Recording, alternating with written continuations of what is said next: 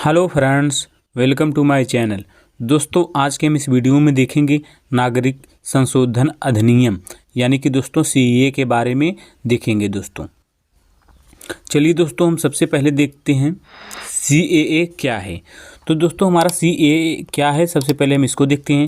तो सीएए दोस्तों हमारा है नागरिकता संशोधन अधिनियम के लागू होने पर 3 पड़ोसी मुस्लिम देश पाकिस्तान, बांग्लादेश और अफ़गानिस्तान से आए उन लोगों को भारत की नागरिकता मिल जाएगी जो दिसंबर 2014 तक किसी न किसी प्रताड़ना का शिकार होकर भारत आए हैं।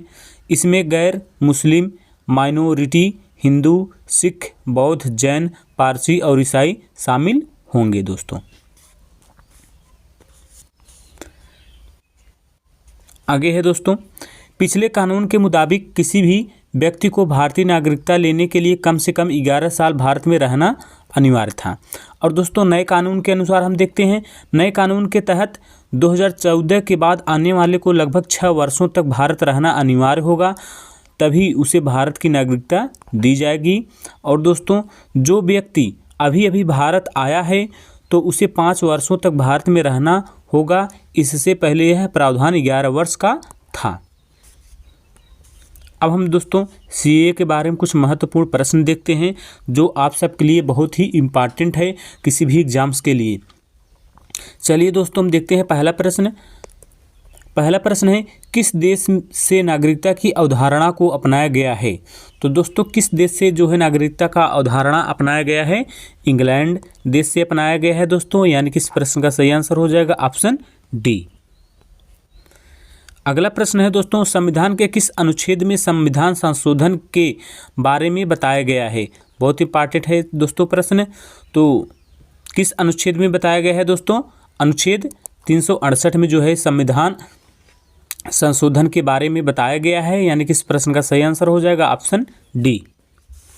अगला प्रश्न है दोस्तों, भारत में नागरिकता किस तरह से मिलती है। तो दोस्तों जन्म के द्वारा मिलता है दोस्तों, वंशानुक्रम रक्त के आधार पर भी मिलता है, देशीकरण द्वारा नागरिकता मिलता है, और दोस्तों पंजीकरण द्वारा नागरिकता मिलता है, और दोस्तों क्षेत्र समष्टि द्वारा भी मिलता है। यानी दोस्तों इस प्रश्न का सही आंसर हो जाएगा उपयुक्त सभी के द्वारा जो है भारत में नागरिकता मिलती है, यानी कि इस प्रश्न का सही आंसर हो जाएगा ऑप्शन एफ।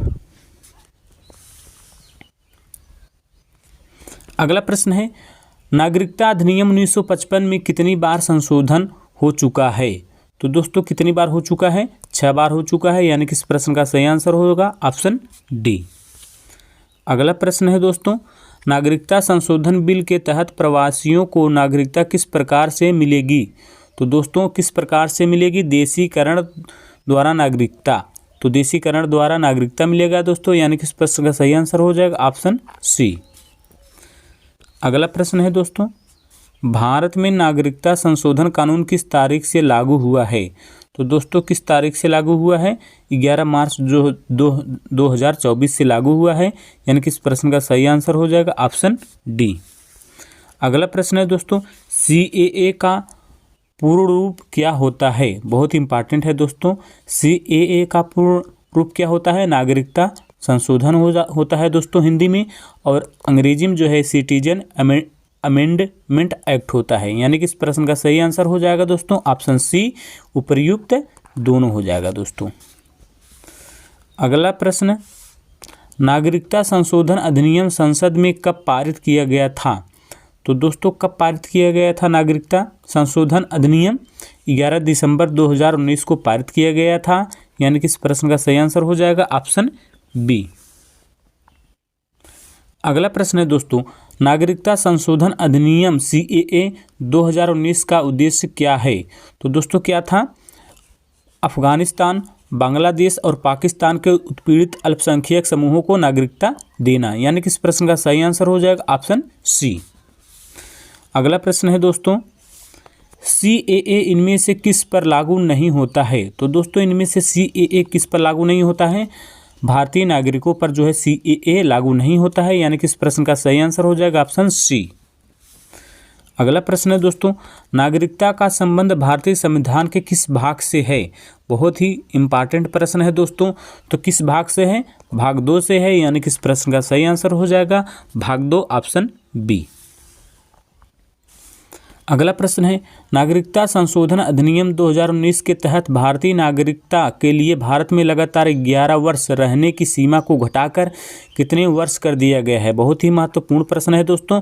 घटाकर 11 वर्ष से घटाकर कितने वर्ष कर दिया गया है दोस्तों? 5 वर्ष कर दिया गया है, यानी कि इस प्रश्न का सही आंसर हो जाएगा ऑप्शन ए 5 वर्ष। अगला प्रश्न है दोस्तों, CAA कानून को संविधान के किस अनुसूची के तहत आने वाले 4 राज्यों में लागू नहीं किया गया है। तो दोस्तों किस अनुसूची के तहत नहीं लागू किया गया है दोस्तों? अनुसूची 6 के तहत लागू नहीं किया गया है, यानी कि इस प्रश्न का सही आंसर हो जाएगा ऑप्शन बी। आगे है दोस्तों कुछ इंपॉर्टेंट पॉइंट, उसको हम देख लेते हैं दोस्तों। अनुसूची 6 में शामिल राज्य, तो दोस्तों राज्य जो है यहाँ असम हो गया, यहाँ क्या होगा? असम होगा दोस्तों। असम, त्रिपुरा, मेघालय और मिजोरम, इसके अलावा ILP इनर लाइन परमिट वाले राज्य जैसे अरुणाचल प्रदेश, नागालैंड, मिजोरम और मणिपुर में भी CAA को लागू नहीं किया गया है। अगला प्रश्न है, भारत में किस राष्ट्रपति द्वारा CAA कानून को पारित किया गया है। तो दोस्तों किस राष्ट्रपति द्वारा किया गया था? रामनाथ कोविंद के द्वारा जो है CAA पारित किया गया था, यानी कि इस प्रश्न का सही आंसर हो जाएगा ऑप्शन ए। अगला प्रश्न है दोस्तों, CAA कानून कितने देश पर लागू है। तो कितने देश पर लागू है दोस्तों? 3 देश पर लागू है, यानी कि इस प्रश्न का सही आंसर हो जाएगा ऑप्शन ए। और वो 3 देश पर किस किस पर लागू है दोस्तों, अभी हमने अपने इस वीडियो में आगे बताया है, तो कमेंट करके आप सब बताइएगा किन 3 देशों पर लागू है। अगला प्रश्न है, NPR का पूर्ण रूप क्या होता है। तो दोस्तों NPR का पूर्ण रूप क्या होता है दोस्तों? इंग्लिश में होता है दोस्तों नेशनल पॉपुलेशन रजिस्टर, और हिंदी में होता है दोस्तों राष्ट्रीय जनसंख्या रजिस्टर, यानी कि इस प्रश्न का सही आंसर हो जाएगा उपर्युक्त दोनों। सही आंसर क्या होगा दोस्तों? ऑप्शन सी, उपर्युक्त दोनों। अगला प्रश्न है दोस्तों, भारत में किस प्रकार की नागरिकता का प्रावधान है। तो दोस्तों भारत में जो है एकल नागरिकता का प्रावधान है, यानी कि इस प्रश्न का सही आंसर हो जाएगा ऑप्शन ए। अगला प्रश्न है दोस्तों, कौन सा अधिनियम अवैध प्रवासियों को भारतीय नागरिकता प्राप्त करने से प्रतिबंध करता है। तो दोस्तों कौन सा करता था दोस्तों? नागरिकता अधिनियम 1955 जो है यही प्रतिबंध करता था, यानी कि इस प्रश्न का सही आंसर हो जाएगा ऑप्शन बी। अगला प्रश्न है दोस्तों, किस राज्य में NCR सबसे पहले लागू हुआ। तो दोस्तों किस राज्य में NCR सबसे पहले लागू हुआ था? असम में जो है दोस्तों NCR सबसे पहले लागू हुआ था, यानी कि इस प्रश्न का सही आंसर हो जाएगा ऑप्शन बी। अगला प्रश्न है दोस्तों, भारतीय संविधान के किन अनुच्छेदों में नागरिकता संबंधी प्रावधान किए गए हैं। तो दोस्तों किन अनुच्छेदों में किए गए हैं? अनुच्छेद जो है दोस्तों 5 से 11 में जो है नागरिकता संबंधित प्रावधान किया गया है, यानी कि इस प्रश्न का सही आंसर हो जाएगा ऑप्शन बी 5 से 11। अगला प्रश्न है दोस्तों, लोकसभा में नागरिक संशोधन बिल को कब पास किया गया है। तो दोस्तों कब पास किया गया था? 9 दिसंबर 2019 को पास किया गया था, यानी कि इस प्रश्न का सही आंसर हो जाएगा ऑप्शन ए। अगला प्रश्न, राज्यसभा में नागरिक संशोधन बिल को कब पास किया गया। तो दोस्तों कब पास किया गया था? 11 दिसंबर 2019 को राज्यसभा में पास किया गया था, यानी कि इस प्रश्न का सही आंसर हो जाएगा ऑप्शन ए। अगला प्रश्न है दोस्तों, भारत में प्रवासियों को अब 11 साल के बजाय कितने साल रहने पर नागरिकता मिल जाएगी। तो दोस्तों कितने साल पर रहने पर नागरिकता मिल जाएगी? 11 साल के बजाय 5 साल रहने पर नागरिकता मिल जाएगी, यानी कि इस प्रश्न का सही आंसर हो जाएगा ऑप्शन ए। अगला प्रश्न है, लोकसभा में नागरिक संशोधन बिल को किसने पेश किया था। तो दोस्तों किसने पेश किया था? अमित शाह ने पेश किया था, यानी कि इस प्रश्न का सही आंसर हो जाएगा ऑप्शन ए। अगला प्रश्न है दोस्तों, नागरिकता संशोधन बिल के अंतर्गत लोकसभा में कुल कितने वोट पड़े। तो दोस्तों कुल कितने वोट पड़े थे? 391 वोट पड़े थे, यानी कि इस प्रश्न का सही आंसर हो जाएगा ऑप्शन ए। अगला प्रश्न है दोस्तों, नागरिकता संशोधन बिल द्वारा किन देशों के अल्पसंख्यकों को नागरिकता देने का फैसला किया गया है। तो किन देशों के किया गया था दोस्तों? अफगानिस्तान, पाकिस्तान, बांग्लादेश।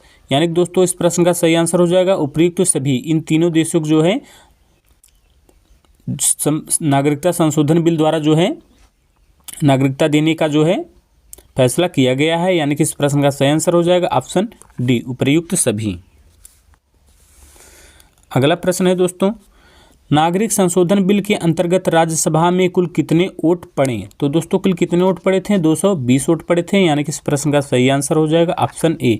यदि दोस्तों यह सेशन पसंद आया हो आप सबको तो हमारे वीडियो को लाइक करें और चैनल पर पहली बार आए हैं तो चैनल को सब्सक्राइब करें। थैंक यू, धन्यवाद।